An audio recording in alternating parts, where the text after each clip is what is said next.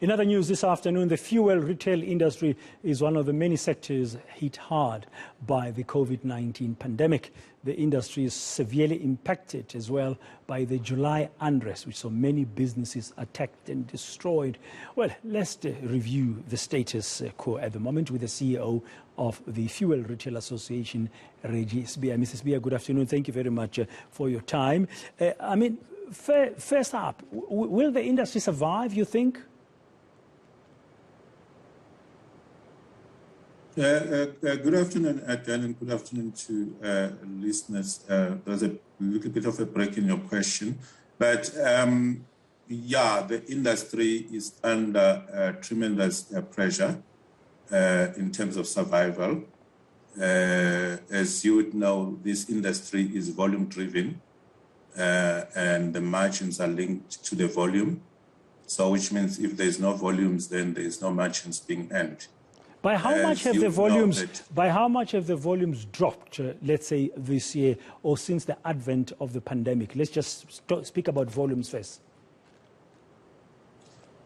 Look, at the heart of the pandemic, volumes dropped by 80%, which was huge and significant. And as the lockdown regulations were relaxed, we saw some improvement. But we still have, sites that are still only pumping 50% of the volumes that they were pumping prior to the pandemic. And this is mainly also the small sites which are in rural areas. And they're really finding it very hard to survive. And also, one has to also understand that the future trend is not promising either. Because with the lockdown, consumers have gone to the habit of working from home. So there is less and less spent on fuel purchases. So that is actually going to also be a long-term effect. Basically, our industry will never be the same again because of the changes in behaviors. Yes, that's why I was asking, do you think the industry will survive? That was my first question. 80% drop at the height of the lockdown levels that we've been through since March last year. How many millions are we talking about there? And if that's the case, jobs will be at stake.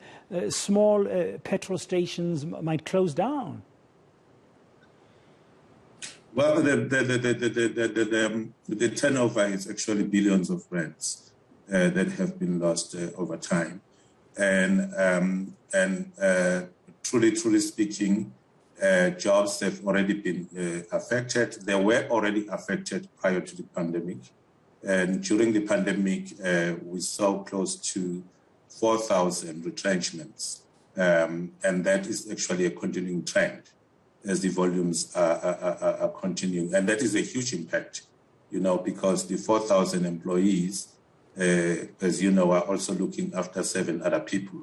So the impact is really huge.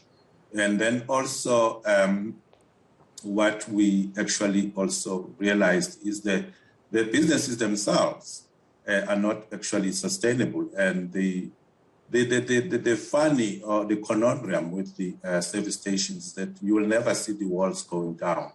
But if you were going now to the Department of Minerals and Energy, you will see a significant increase in the number of licenses, new licenses being issued because of the exchange of hands as a result of hardships.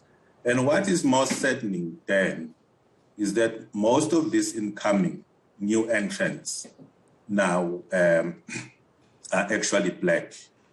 These are black, SMMEs who come into the industry highly geared because they've got to go and source funding, from the banks, and they come into a deep hole where there's been significant drops in the volumes, and let alone the drops in the volumes, where there is a major under-recovery on the margins themselves, because the Department of Minerals and Energy has not compensated about 12 cents or more of the operational expenses, as was evidenced by the KPMG study in 2016. So if you take the 12 cents under recovery, which was discovered in 2016, and you put in inflation, it means now we're looking at 18 cents under recovery. So it's not just the volumes that are dropping, it's also compromised margins, and also margins that are even lagging behind even the actual inflation, because our inflation in the forecourts is driven by the palm price, because most of our expenses are linked to the palm price. And the palm price over this year has grown, the palm price is over this period.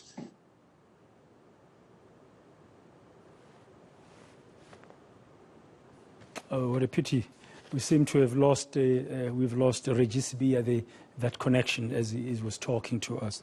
And Mr. Sibiya, are you back? We lost you there for a short while when you were talking about the increase in the palm price during this period of the COVID-19 pandemic since March last year. Can you pick up from there? You were trying to make a point as well that besides the inflation, you've seen the issue on the palm price?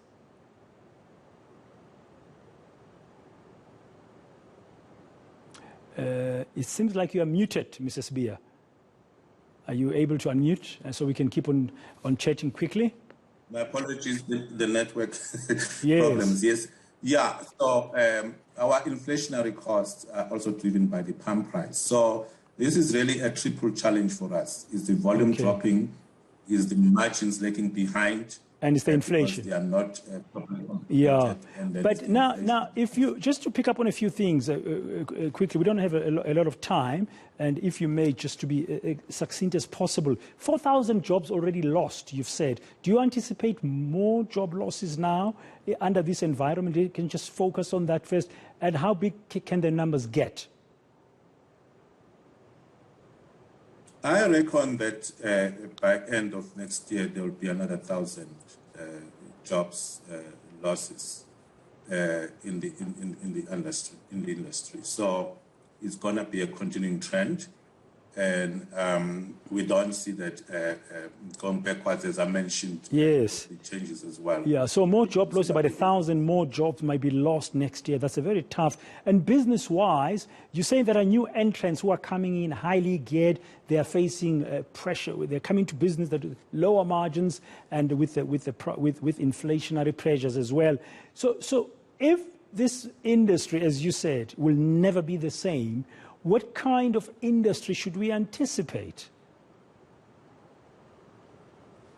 Well, firstly, I think we need an industry that's going to be supported by the government, because fuel is a strategic resource. Fuel will always be demanded. So we need the government to listen to us and to understand what is happening on the ground, to protect the SMMEs and to protect the transformation agenda. But at the same time, we are aware, if you look globally, that the fuel retailing always, move or evolve towards more convenience retailing. So that is where we also now focusing. In fact, in our conference in March of next year, our focus will be on how to advance convenience retailing, because clearly, looking at the government and the margins on fuel is not going to sustain us. So we need to look at alternative, profit centers in terms of being able to sustain our businesses. Thank you very much, Mr. Reggie Sibiya there. Some of your thoughts under these tough economic and trading conditions of the retail industry. He's, of course, the boss of the Fuel Retail Association. We'll have to wait and see what new strategies come out